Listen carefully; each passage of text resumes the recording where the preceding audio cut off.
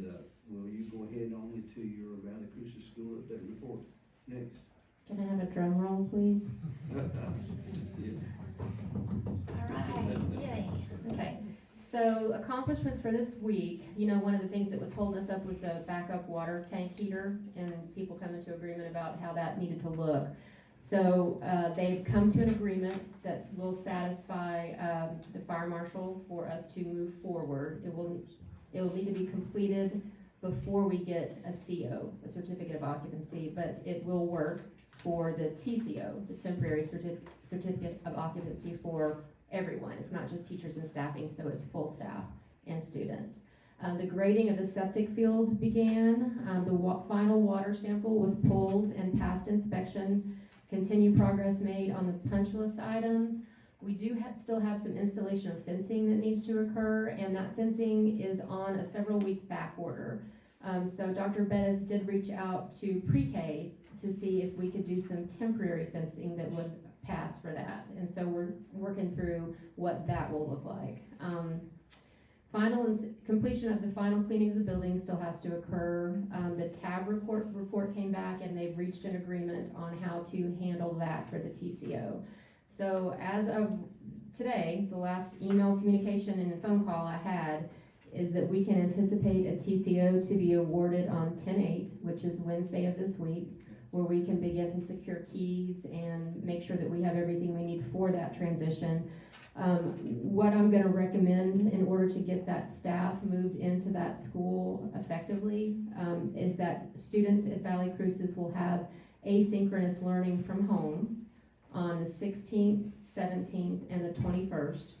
The 20th is already its scheduled teacher workday, so students' first day of second semester for Valle Crucis will be October 22nd and will occur in the new school.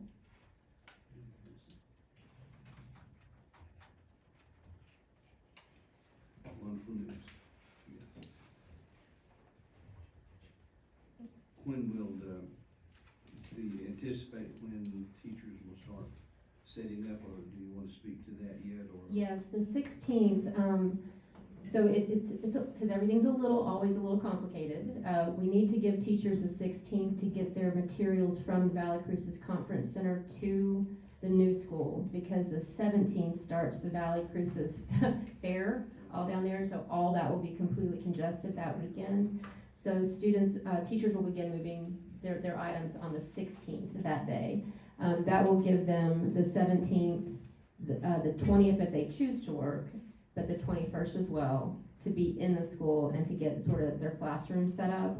Our maintenance department is moving the materials that are stored currently up here to the new school. And then we've got some volunteers that are lined up to help move some of the materials that are currently at the hub that we need in the new school to the new school. So that is the plan there. Dr. Smith, tell me if I misquote you.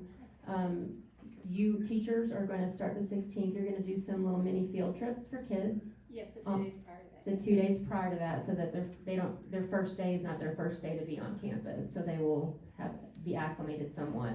And then an open house from 3:30 to 5:30 on the 21st for families to come see the new campus. And of course, we're welcoming our state superintendent, Mo Green, who's going to visit Valle Crucis on the very first day of school. So no pressure there. No pressure.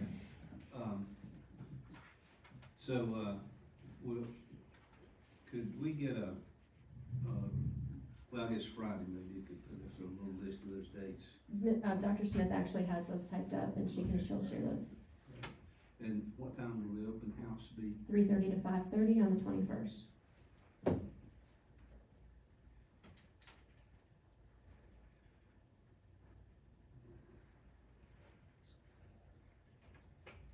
Board members, any comments?